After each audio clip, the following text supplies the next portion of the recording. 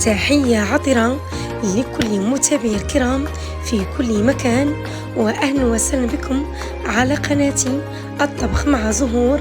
أقدم لكم اليوم وصفة أصيلة وعريقة خاصة للمجتمع المغربي المعروف بها، وهي الشباكية، بطريقة سهلة ومميزة على شكل قلب، بمقادير مضبوطة ناجحة معكم من أول تجربة. إذا أعجبكم الفيديو لا تبخلوا عليه بالاشتراك والدعم لقناتي لكي يصلكم دائما كل جديد.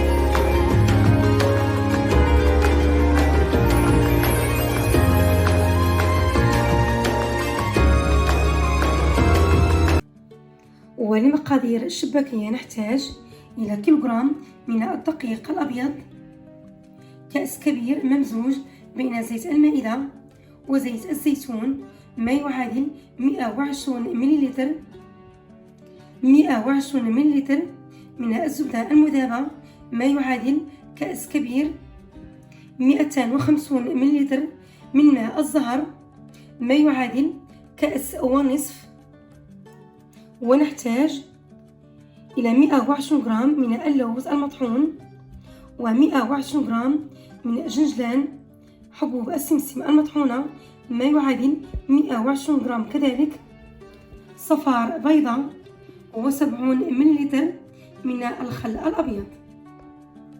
ونحتاج إلى ملعقة كبيرة من مسحوق النافع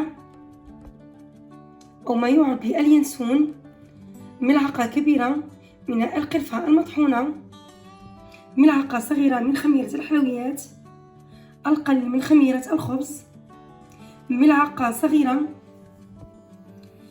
صغيرة من مسحوق الشمر ما يعرف بحبة حلاوة، القليل من الزعفران الطبيعي أو الملون، و4 حبات من المسكتة الحرة، والقليل من الملح.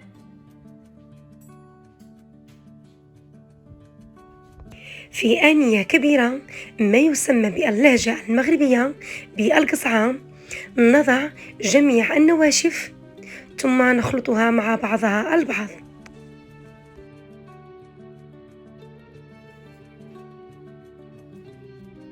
ثم نضيف السوائل: زيت الزيتون المخلط بزيت المائدة، الزبدة المذابة،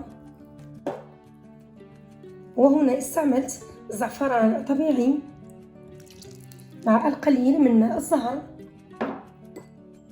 صفار بيضة، وفي الأخير سأستعمل 250 مليلتر من ماء الزهر. ونعجن جميع هذه المكونات. بعدما نحصل على خليط مرمل نضيف ماء الزهر تدريجيا مع 70 مليلتر من الخل الأبيض، ونعجن. وتبقى إضافة ماء الزهر على حسب الخليط لكي تنجح معنا الشباكية وتكون بالقوام الرطب. بعد الطهي يجب أن تكون العجين في الأول غير رطبة بهذا الشكل، ودلكها جيدا حتى نحصل على القوام المطلوب.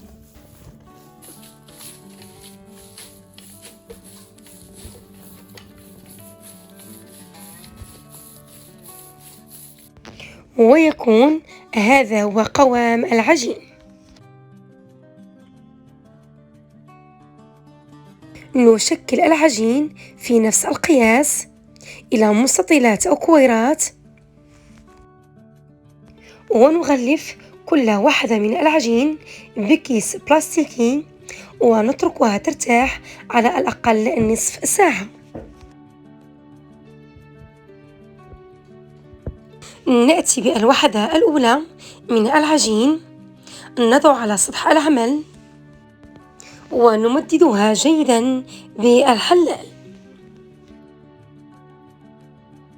مع رش بالقليل من الدقيق إذا اقتضت الحاجة.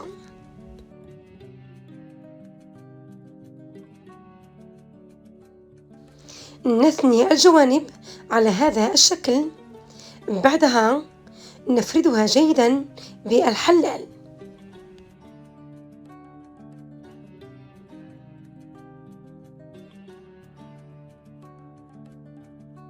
ونكرر عملية الثني للمرة الثانية.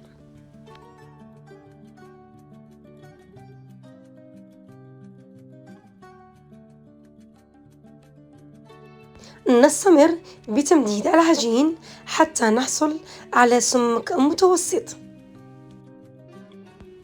نرش على الوجه القليل من الدقيق، ثم نقطعها بالسكين أو الجرار.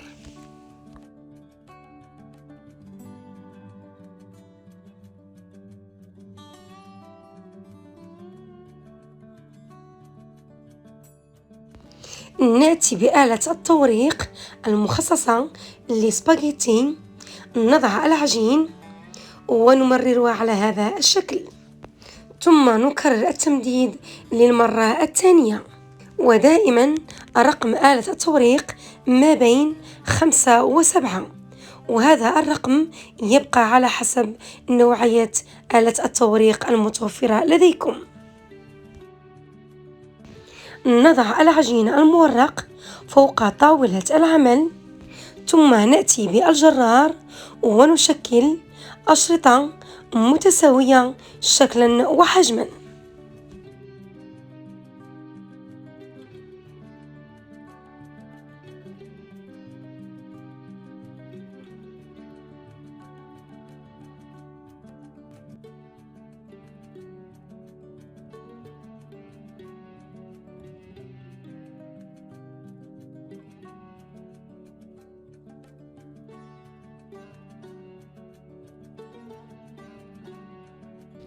ثم نزيل الفائض من العجين. نأتي بالشريط الأول، نلفه مرتين على أصبع السبابة كما هو موضح في الصورة، ثم نلف على الأصبع الثاني والأصبع الثالث، ثم نزيل الفائض من الشريط. نضغط جيدا على الرأس الأخير لكي يثبت العجين مع باقي الأشرطة الأولى، ونجمع الجانبين على هذا الشكل.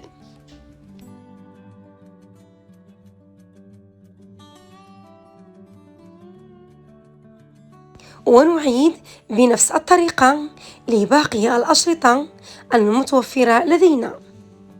دائما يكون الشريط ملفوف مرتين على الأصبع الأول، ثم نكرر اللف على الأصبع الثاني والأصبع الثالث.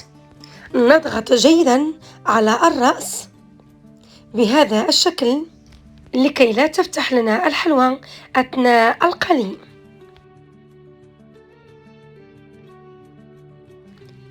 ثم نضغط على الجوانب ونحكم بإغلاقها كما هو مبين.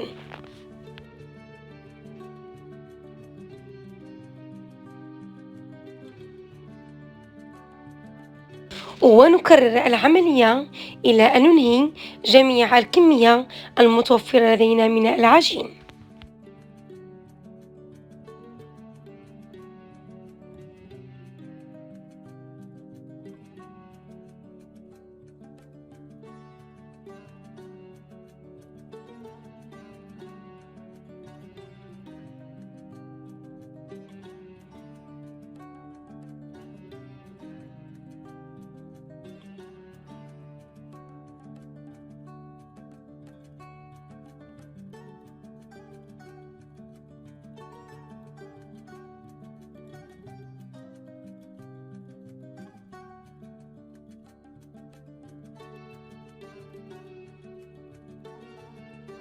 بعد تشكيلها نضعها في آنية كبيرة ونترك على الأقل من 5 إلى 8 ساعات حتى تجف تماما.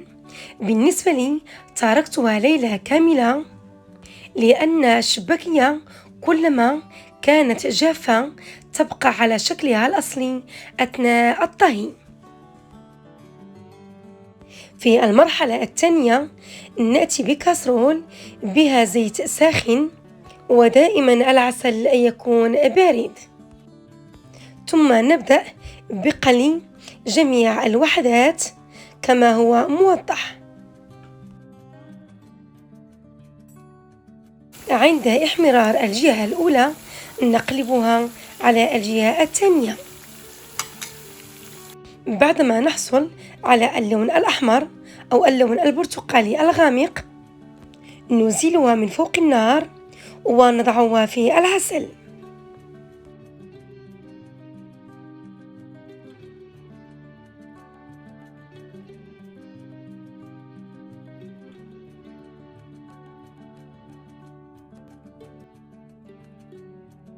دائما نضع الشباكية وهي ساخنة في العسل يكون بارد، ثم نتركها تتشرب العسل ونكرر عملية القلي مع وضعها في العسل إلى أن ننهي جميع الكمية.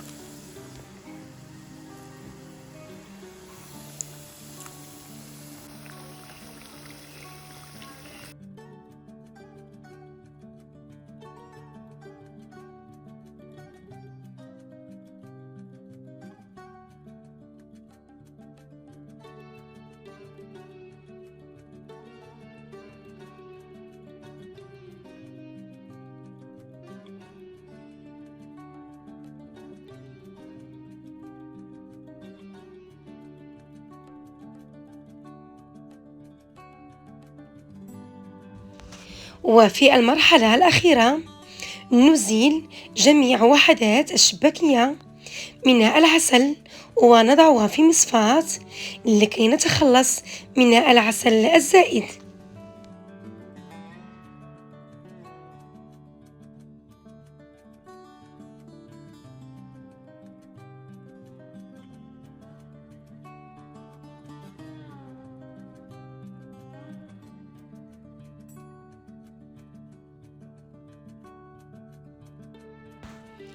ونرش على الشباكية على حسب المتوفر بحبوب السمسم محمصة في الفرن، ما يعرف بجنجلان أو باللوز المقلي والمجروش. ودائما يبقى لكم التفنن والإبداع في طريقة التقديم والتزيين.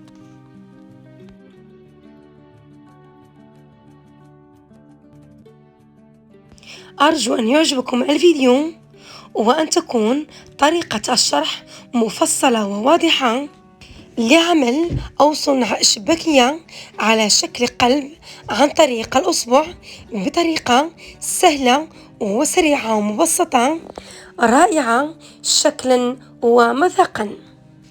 إذا أعجبكم الفيديو لا تبخلوا علي بالاشتراك والدعم لقناتي لكي يصلكم دائما كل جديد. والحين أترككم في أمان الله وحفظه، وأستودعكم الله دائما الذي لا تضيع ودائعه، وإلى الملتقى مع وصفة جديدة بمشيئة الله.